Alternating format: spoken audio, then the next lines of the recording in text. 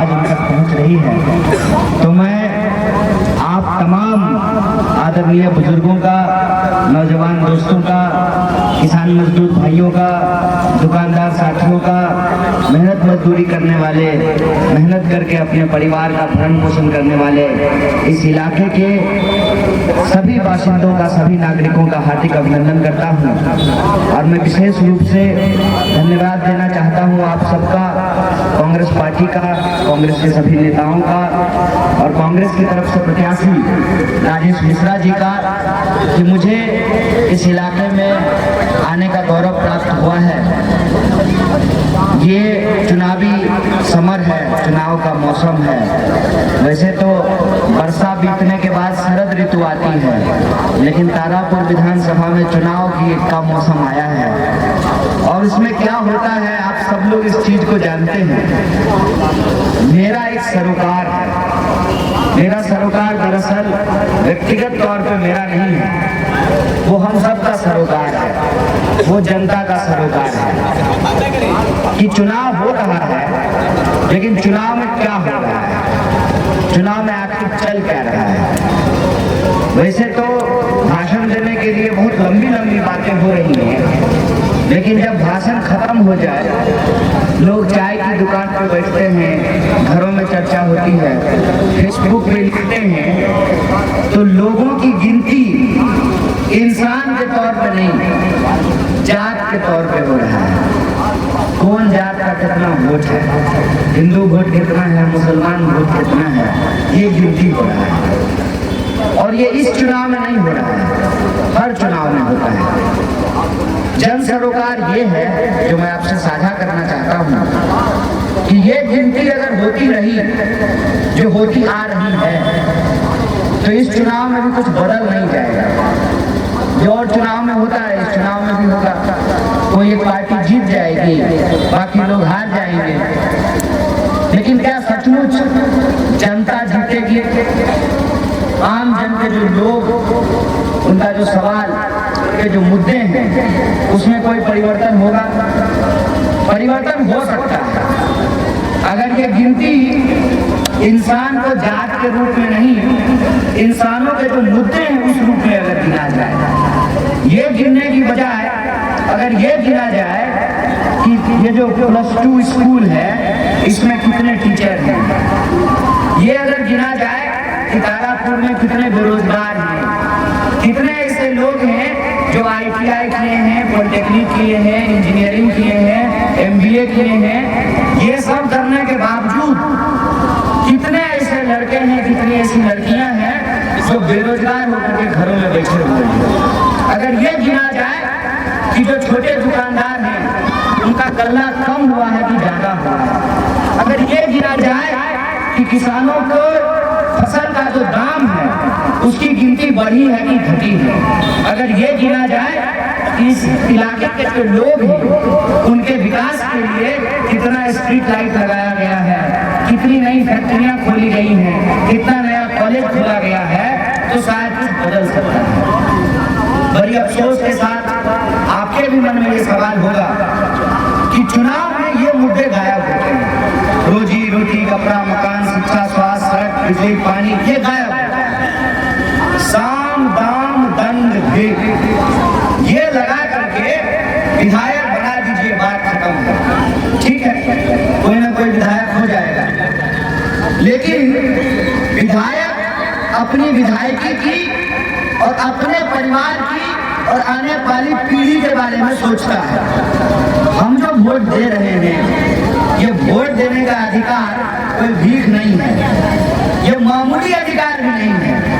ये जान लीजिए कि अगर ये मामूली अधिकार होता तो तारापुर में हेलीकॉप्टर नहीं घूम रहा होता। अगर यह मामूली अधिकार होता तो गली गली नुक्कड़ नुक्कड़ आपको मंत्री घूमते हुए नहीं नजर आते। ये बहुत असाधारण अधिकार है और इस अधिकार के चलते ही, वैसे तो 5 साल में नूरानी चेहरा देखते होंगे नेता का, लेकिन एक दुर्भाग्यपूर्ण घटना के चलते बीच में चुनाव हुआ है और नेताओं का बहार आया हुआ है।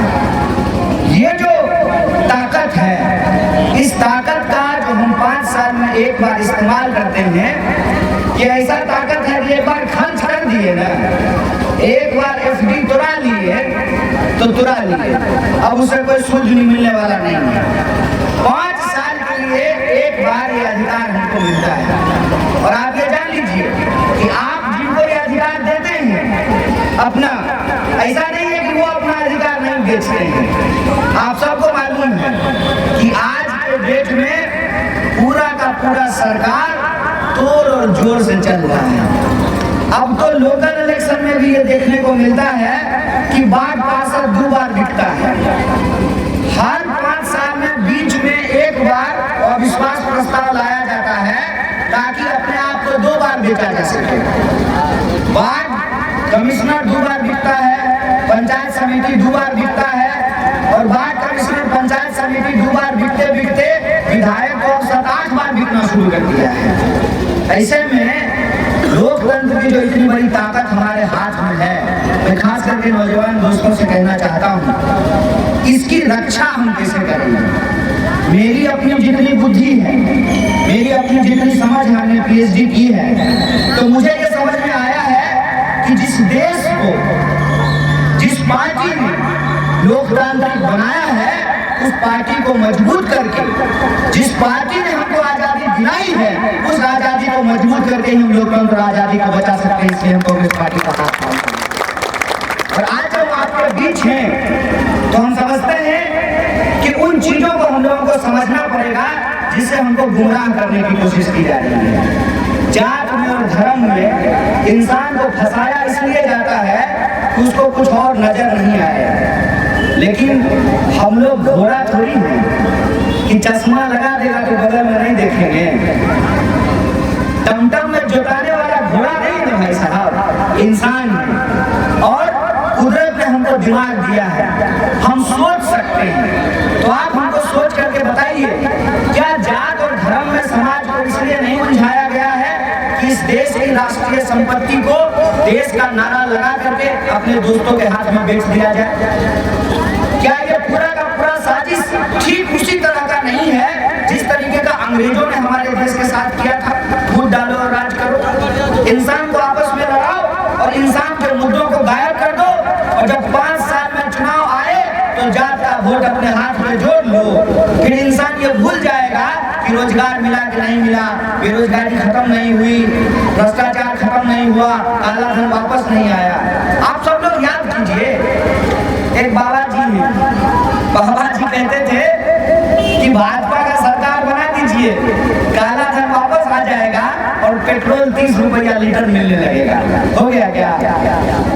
पेट्रोल 100 के पार चला गया है, और सिर्फ पेट्रोल 100 के पार नहीं गया है, डीजल भी 100 के पार चला गया है। इस देश में अगर कुछ बढ़ रहा है तो बेशर्मी नेताओं की, बेरोजगारी नौजवानों की और महंगाई जिससे हर परिवार जूझ रहा है। लेकिन इस सवाल को गुमराह करके, हमारे आपके जीवन के जो मसले हैं उसको गुमराह करके राजनीति को कहीं और पहुंचा दिया गया है, गुनाहगरी में उलझा दिया गया है। तो मैं कहता हूँ, देश को कमजोर करने वाले जो ये गुनाहगणित हैं, इसको हमको समझना पड़ेगा। और हमको वोट देने का जो अधिकार है, उसका जो ताकत है, जिसके बदौलत गली गली में जो है, गली में आज मंत्री निकला, जैसे गाना सुना, गली में आज चांद निकला तो गली में आज मंत्री निकला। हम तो कहेंगे कि संभाल करके फेंकिएगा, माँ बहन सुन रही है छत पर से, पूरा ध्यान से फेंकिएगा नहीं तो किसी मंत्री के कुर्ता पे गिर जाएगा। इतना मंत्री घूम रहा है। ये जो आपकी ताकत है, इस ताकत का आप सही इस्तेमाल कीजिए। मैं बेगूसराय से आकर के मुंगेर के लोगों को क्या बताऊंगा, हालांकि मुंगेर हमारा पुराना जिला है, बेगूसराय मुंगेर का ही हिस्सा हुआ करता था। आप उस गौरवशाली धरती के लोग हैं कि बिहार को पहला मुख्यमंत्री दिया है आप लोगों ने। खड़गपुर से ही जीत करके जाते थे श्री बाबू, और बिहार के पहले मुख्यमंत्री बने थे। अभी हमने उनका जन्मदिन मनाया है। आप उस गौरवशाली धरती के लोग हैं, और हमारी अपनी ये समझ कहती है कि जब बिहार जागता है तभी देश में सवेरा होता है। कश्मीर से लेकर के कन्याकुमारी तक इस देश का बोझ बिहारियों ने अपने कंधे पे उठा रखा है।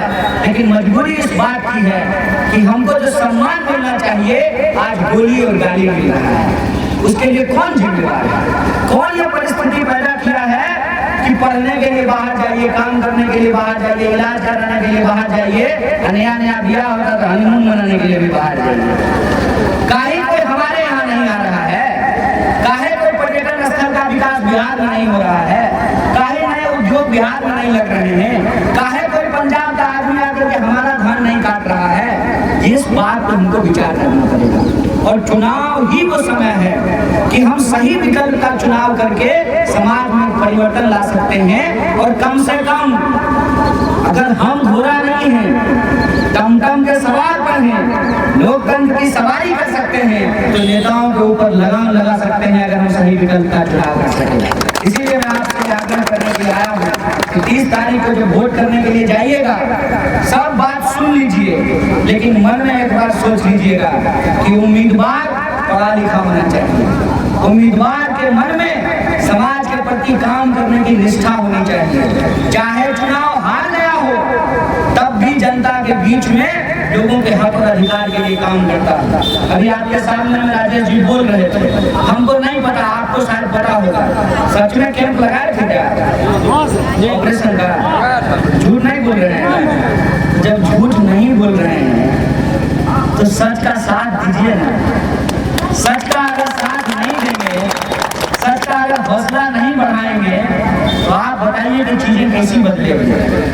हमको एक बात समझनी पड़ेगी, समाज में परिवर्तन तभी होता है जब परिवर्तन करने वाले लोगों का हाथ मजबूत किया जाता है। और हमको मालूम है कि आप अगर एक बार ठान लेंगे ना, जनता जिसको चाहती है उसी को रंग से राजा बनाती है, उसी को जमीन से उठा करके गद्दी पे बिठाती है, और जिनको गद्दी पे बैठने का गुरूर हो जाता है उनको ही लात मार करके सड़कों पे ले आती है। तो हे जनता जनार्दन, आप अपने भविष्य की चिंता कीजिए, एक ऐसा चुनाव कीजिए जो आपके क्षेत्र में परिवर्तन का संकेत हो।